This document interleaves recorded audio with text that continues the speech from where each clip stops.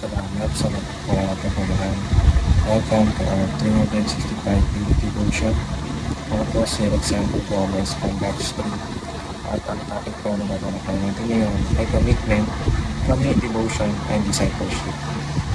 Ngayon po ang ating pag-aaralan ay tungkol sa Deuteronomy chapter 6 verse 5 to 7. At buksan po natin ang ating pusat isip sa mga salita ng Diyos. Sabi dito na, love the Lord your God with all your heart, with all your soul, and with all your strength. These commandments that I give you today are to be on your hearts. Impress them on your children. Talk about them when you sit at home and when you walk along the road, when you lie down and when you get up. Or sa Tagalog, ibigin mo si Yahweh na iyong Diyos ay buong puso, kung tayo luwa at buong lakas. Ang mga utos na itanin niyo sa inyong puso. Ituro niyo ito sa mga kanya, inyong mga anak. Pag-alalan niyo ito sa inyong tahanan. Sa inyong paglalakbay, sa inyong pagtulog sa gabi, at sa inyong pagbangon sa umaga. Sabi ng verse na mahalin ba natin ang Panginoon ng buong puso. Lahat ng ginawa natin ay dapat isinasama natin siya. Huwag natin ikaya ang Panginoon kahit saan man tayo mapunta.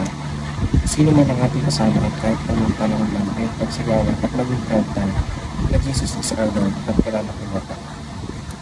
Teaching number 1. Loving God is central to the family. Dapat ang central na kahit anong relasyon is especially sa family elders. Kung ang Diyos ay nasa kalagitnaan ng pamilya, ay mas magiging matatag sila at mas magkakaroon sila ng healthy relationship sa isa't isa. Teaching number 2. Discipleship happens in the family.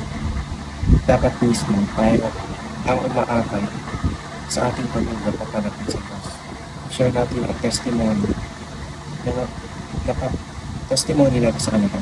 Kung kilala at napapalapit tayo sa Diyos, ay dapat yun din ang pamilya natin.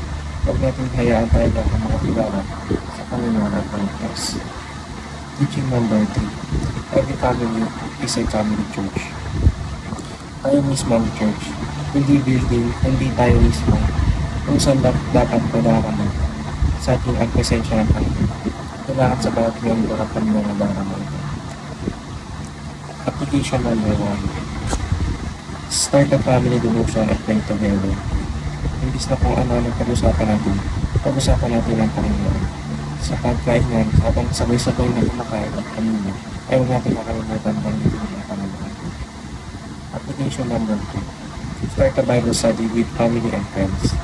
Testify natin sa ating mga kaibigan at pamilya kung gaano lang mabuti ang Panginoon sa mundo niya. Kada araw ay huwag natin kalimutan ang magbasa ng pagpipiling ng Diyos. Application number 3. Start a micro-church, the church at home. Gawin natin